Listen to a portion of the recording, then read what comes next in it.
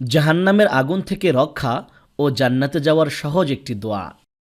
কিয়ামতের দিন হাসরের ময়দানে সবাই যখন ইয়ানাফসি ইয়ানাফসি বলতে থাকবে, তখন আমাদের কোনো উপায় থাকবে না।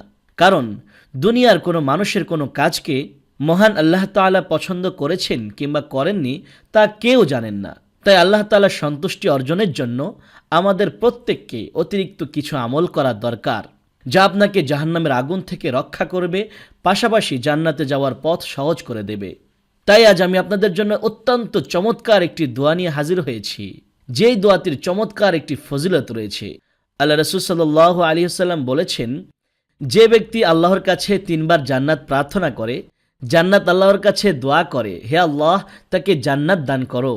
যে ব্যক্তি আল্লাহর কাছে 3 বার জাহান্নাম থেকে আশ্রয় প্রার্থনা করে, জাহান্নাম আল্লাহর কাছে দোয়া করে, হে আল্লাহ তাকে জাহান্নাম থেকে মুক্তি দাও। হাদিসটি তিরমিজি ইবনে মাজার মধ্যে এসেছে এবং এই হাদিসটির সনদ সহিহ। আমলটি হচ্ছে প্রতিদিন সকাল ও সন্ধ্যায় 3 বার করে পড়তে হবে, আল্লাহুম্মা ইন্নী আসআলুকাল জান্নাহ ওয়া আউযু বিকা মিনান নার।